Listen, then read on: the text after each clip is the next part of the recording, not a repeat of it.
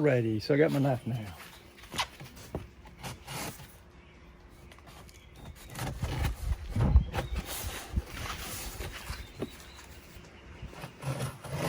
Tell you what, they take the crap out of this box. You definitely need a knife to get in it.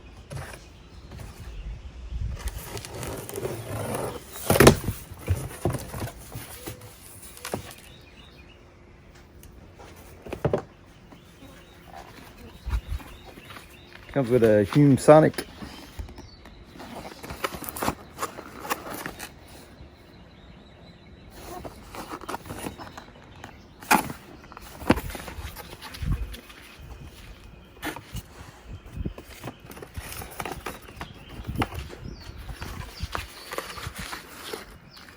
The power supply or transformer for something.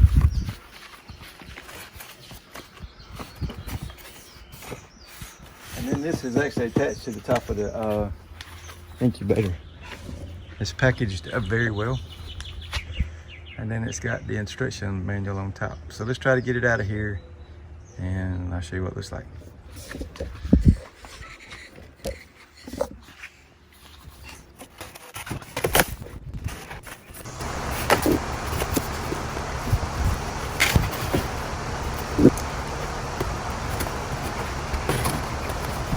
All right, so now that the air conditioner's cut back off, at first glance a while ago, I was thinking that they had sent me the wrong transformers a while ago because they look like plugs for maybe European.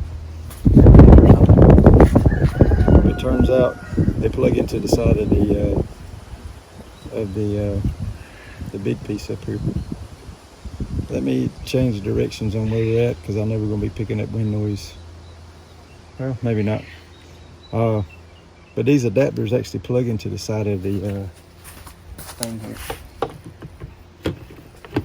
You plug in like this. And what these are, this one goes to your humidifier and this one goes to your egg turners. So let's change sides with these. And it looks like there might be screw holes to hold them in. Kind of nice. So far I like the product. As you can see, there's writing all over the side, and while the air conditioner was running, I come over here and actually took it off. So you can take that protective coating off and where they're just straight white sides or whatever. Now the reason why I ordered this one is because this is the 4-tray one.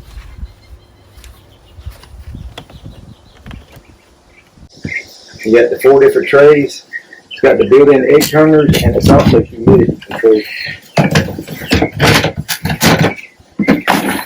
This is your box that sits on the top, and then your water lines and all that stuff hooks up to it, and it actually controls the humidity inside the incubator itself. I bought the quail inserts to go in here, and I'm thinking that it should have come with the chicken ones. They're probably in here somewhere, but that's what the trays look like. Now on the website it tells you how many eggs it holds and everything else. I want to say with my inserts for my quail, I'll have to look at it. I've already got them. I ordered them separately. I'll go get them in a few minutes, but this is what it looks like.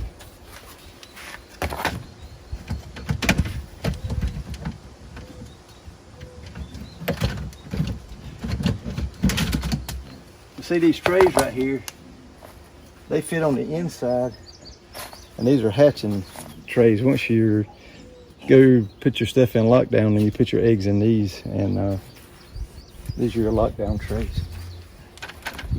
And I'm pretty sure,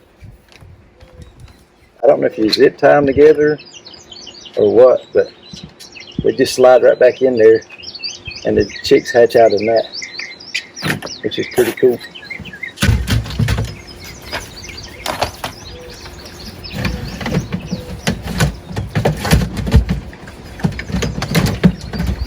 Now one thing about this one too, is you can open it from either side. You can open it up in the back there, which is pretty nice. But I'm gonna get the instructions out and read about the setup and stuff. I wouldn't think that you would have to order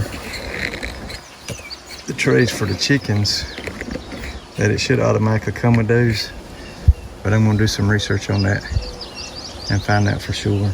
But that's what comes in the kit, and so far I'm kind of digging it a little bit. I just noticed the little control right there on the front of the thing there. Once we get this thing set up and turned on, we'll pick it back up. So here's what we've done so far. Your big water reservoir sits on top, and then you got this side piece. And as you can see, it fills it up to that float. Gets to a certain height, and then it'll cut it off.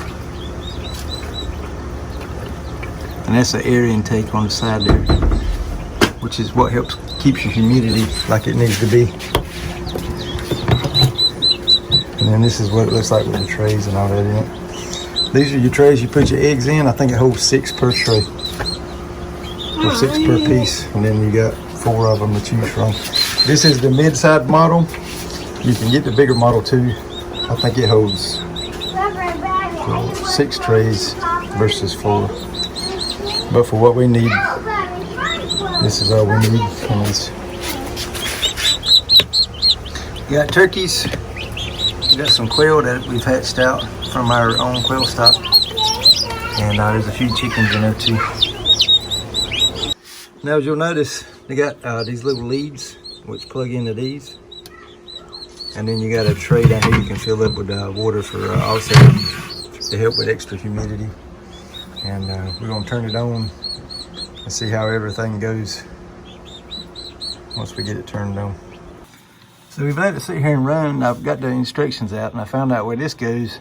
You put this in the little side tank, and it cycles on and off when it needs to be.